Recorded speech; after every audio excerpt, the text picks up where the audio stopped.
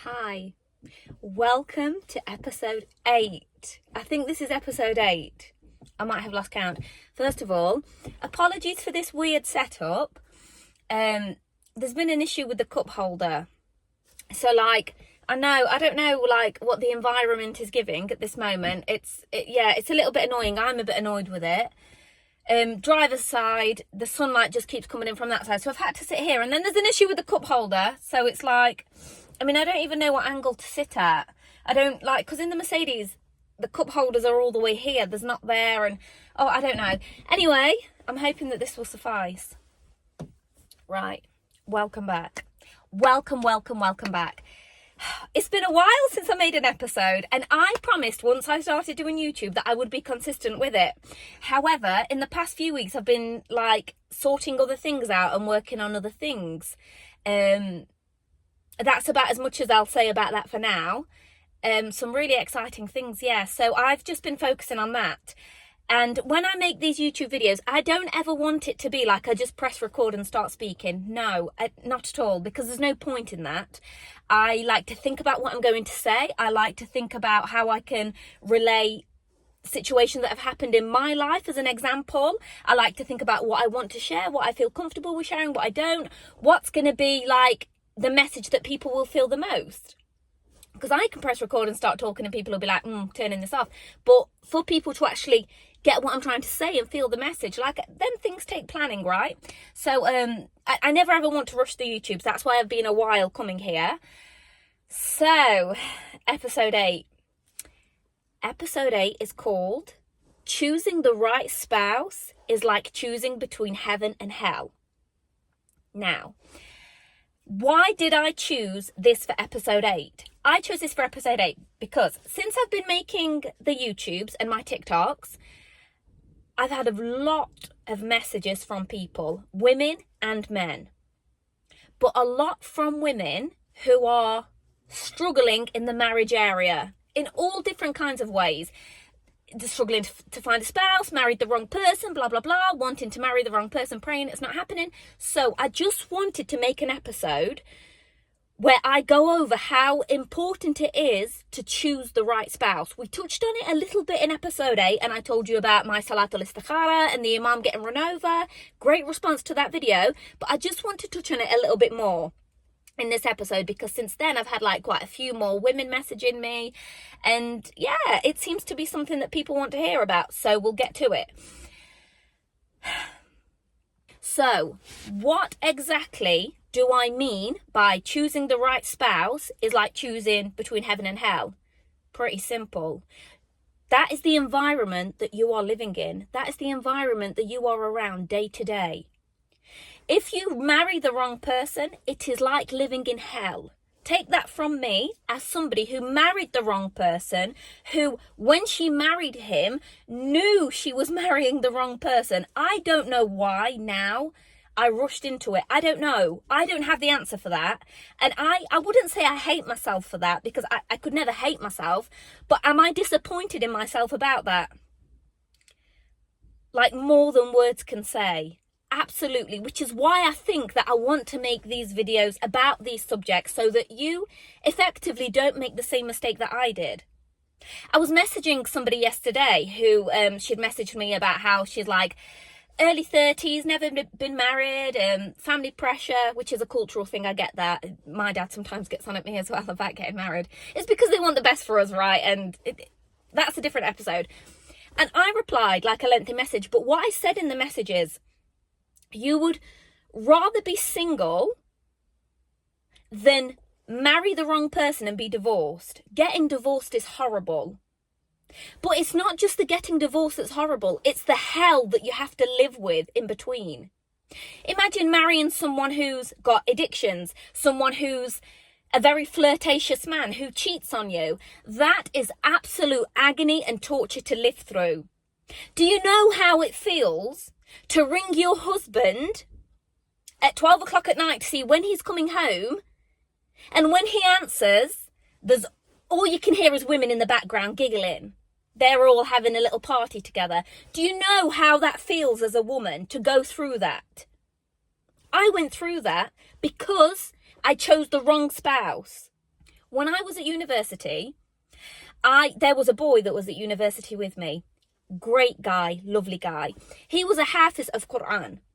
He wasn't like overly religious, but he had a beautiful level of iman. He was hafiz of Quran. He had good akhlaq, that means manners. He was just a generally kind, big-hearted, lots of noor in his face, sweet kind of guy. The kind of guy that you'd want to marry. He's from a wealthy family. He was at university studying dentistry. Now, we never had any like boyfriend-girlfriend thing, a'udhu billah, nothing like that. But he wanted to marry me. He said, Tarina, I want to marry you. Like, once we finish university, I would like to come and ask your dad for your hand in marriage. Now, I don't know why, but maybe because it was the qadr of Allah, but I didn't feel, it's not that I wasn't attracted to him. He was very beautiful, mashallah, very good looking. But that just wasn't like for me at that time then. Sisters, when I tell you that I always look back, and we don't do this a lot because the notion of what if is from shaitan. So I try not to go down like, oh, what if, because ultimately what has happened is the qadr of Allah, and we have to accept that. It's a pillar of iman. So we don't go too far down that, oh, what if I should have done this? Looking back and reflecting is a good thing, but we don't beat ourselves up about it. There's a very thin line. So, don't step over that line. So it's not that I say to myself, oh God, why did I not marry him? But in hindsight, when I reflect and I look back, that is the person I should have married. I should have married that man. Had I have married that man, I'm not saying that life would have been perfect, but I definitely think it would have been a better life than I did have marrying the person that I chose to marry. Bismillah. When we were at university, there was one day that I was sick. Right, and now I'm just going to give you an example between the two, right? Just to give you an essence for like the etiquettes of the different kind of people. So you've got Quran Hafiz here. So that's the first scenario I'll talk about. When I was at university, there was one day that I was sick, so I didn't go into uni, and we used to live in the student halls. So obviously I won't name him, subhanAllah, the man that wanted to marry me, bless him, he asked the other people at uni, where's Tarina? Like, how come she's not here today? And they said she's sick, so she's stayed in the halls, she's ill. Back in the day, I used to love Krispy Kremes, and I'll never ever forget this day. This is one of the kindest things anybody's ever done for me, and I remember the day like it was yesterday because it was so sweet. It was hammering with rain, pouring down with rain, literally. And I just remember being in like bed in the uni halls all day. Anyway, like later on that day, I must have like come to like leave my dorm, and there's a box of Krispy Kremes on the floor outside with a little note from the man that wanted to marry me. And it said, hey, Tarina, I heard that you're not well, blah, blah, blah. And I know that you love Krispy Kreme, so I bought you this box to cheer you up. So it's like a box of 12. It was pouring down with rain that day, right? Now remember this. So first of all, I'm like, wow, oh my God, that's so kind, that's so sweet. Like, lovely, subhanAllah, to do that for somebody. And then like the next day or the day after when we went to uni, and someone that we went to uni with was like, oh yeah, you do know that he walked all the way in the rain to like the bull ring to get you donuts from Selfridges. Like it was, like he got drenched. He walked from our uni accom to get you donuts. That is one of the kindest things anybody has ever done for me, right? Now that wasn't my boyfriend. As God is witness, we were never boyfriend and girlfriend. Nothing like that ever happened. Yeah? And that is from a guy who and that is from somebody who was never in a relationship with me that did that for me. Why? Because of the akhlaq. How can you expect anything less from a man that has memorized the Quran? So had I have chosen to marry him, you can just imagine from that there. You're not even his girlfriend and he walks in the thundering rain to buy you a box of 12 because you're not well. And look at the respect of it. He didn't knock and be like, oh, can I come in and see you? No. Look at the respect of it. Left them on the floor with a note. And we didn't have each other's number because we didn't cross that line either. Very respectful guy. So can you imagine the life I would have had as his wife? Subhanallah. And then we go on to the next one. The one where, like, life is hell. The one that I chose to marry. Foolish girl here. Now, sometimes people say in the comments, or people say in real life, you're too picky, Tarina. You want someone that prays, you want this, you want someone wealthy, you want that. Like, you're too picky. Darling, I am picky because have you ever been asleep at 3 o'clock in the morning with your spouse next to you, the doorbell rings, you go and answer it, and it's another woman? And when you're thinking, who the hell is this? She says to you, who are you? And I say, who are you? And she's like, I'm so-and-so's girlfriend. Where is he? So-and-so is my husband. Yeah? So when and that's just one example. So when you've lived through things like that, you will be picky. Yeah, you will be picky. Oh, Tarina, don't you think you're asking for a bit much? Tarina is asking for a bit much. Why? Because she knows what she damn well doesn't want. And she knows what she's been subject to before that she will not go through again. I will not go through that again. Are you crazy? Like I said, choosing the right spouse is like choosing between heaven and hell. I'm sure you'll want to know about that story, so I'll get onto it. Like I just said, 3 o'clock in the morning, doorbell rings. Spouse asleep, me asleep. Well, you're not going to get up and answer the door, are you? No, there's no way you're waking your sleep. There's no way you're breaking your sleep, should I say. So I get up, I go and answer the door. There's a girl stood there. Instantly, I know that it's some kind of crap because we know that the man loves multiple women, should we say. Anyway, whew, bismillah. So, yeah, we open the door and there's this girl standing there. She asks me, where is so-and-so? My spouse's name. And I said, sorry, who are you? And she said, I'm his girlfriend, who are you? I said, I'm his wife, darling, that's who I am. So then I've like kind of closed the door a little bit and I went to the bedroom and I said, look, you need to come, like, can you wake up? Like, come and deal with this. Like, what's wrong with you? There's a girl at the door and she's, you know, she's saying she's your girlfriend. So he's come up now. I come to the door and he's like saying to the girl at the door, you're a liar. What are you knocking on the door for? I'm not your boyfriend. What, you know, denying it. Obviously, like, what girl? And I'm sorry, but you're not so gorgeous that a random girl is going to come and knock on the door at 3 a.m. and claim that you're her boyfriend. Absolutely not. That doesn't happen. You are her boyfriend, darling, and you know you were. And my husband at the same time. Ouch. Anyway, and he's like, oh, you're a liar. I'm not your man. You're just one of the friends. You're like one of the boys, like this, you know, going on like that. And she's like, what are you talking about? She's like, are you being serious? And I know it's not her fault. She's literally confused herself because he's probably been telling her how much he loves her, how she's so beautiful, she's the best thing that ever happened. So that's the script that she's been given, and now he's denying all knowledge of her. So yeah, she is confused. I don't blame that girl for that. It's not her fault. So I'm like, you. And then I must have started then, and he's like, you're both bitches. Woo! You're both bitches.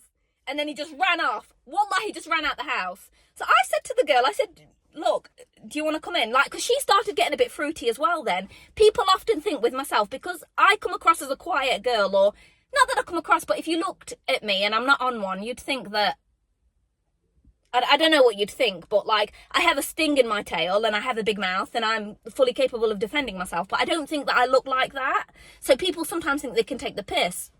Like, you never can. But she clearly did. So when he's ran, she's tried to like get a bit big, like, yeah, because you're lucky I don't mash up the place like this. I said to her, listen, there's nobody mashing up nothing. You're lucky you don't get mashed up yourself. So when you bite back, they backtrack then, they back foot then, and then they're like, oh, nah, I ain't got no beef with you, like, because she was one of them, like, that was the speech, and that's how she speaks. I ain't got no problems with you, I'm just saying. And I was like, well, you're welcome to come inside if you'd like to, because obviously I've got questions, I want to get to the bottom of it.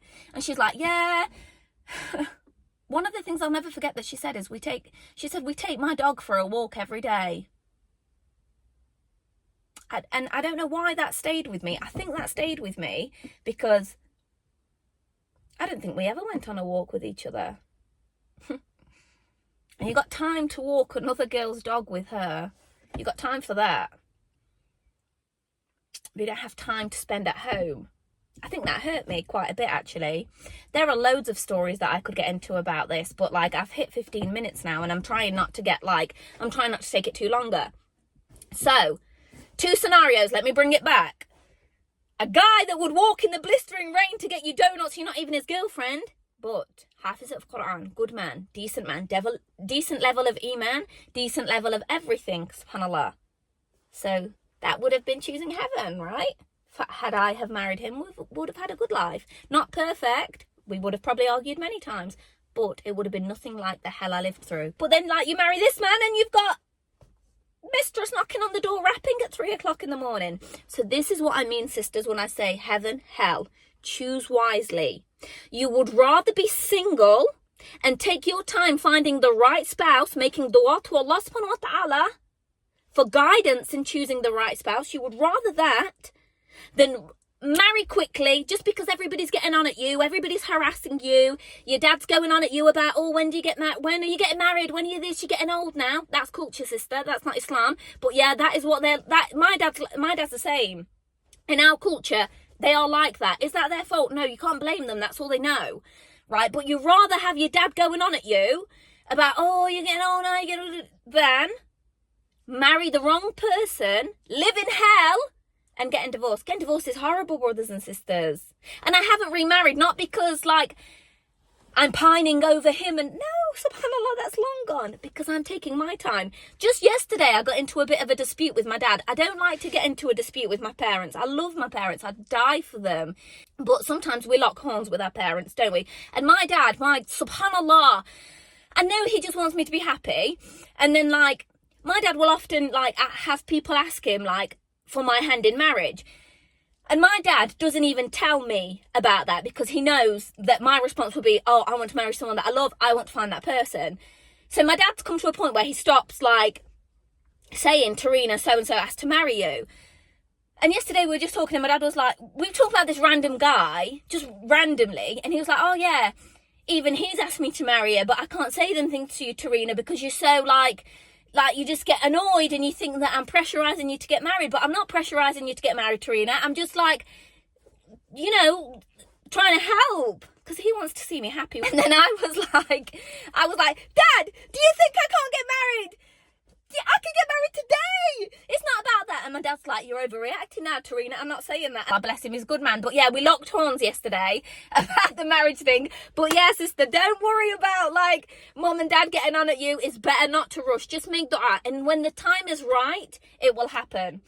I make dua for all of the sisters. I've not got hijab on, subhanAllah. Sorry about this. But I make dua for all of the sisters to, may Allah send us all righteous, worthy, kind-hearted, pious, loving spouses when the time is right. I mean, it's not something that we want to rush, sisters, brothers as well. I get messages from some brothers as well that that's so cute, that are in the same situation where the girl, like, she's giving him the run around and he's like, I really love her, I really want her. Oh, subhanAllah. Yeah, guys, I leave you all with dua and we'll meet again in episode 9. But yeah, there we go.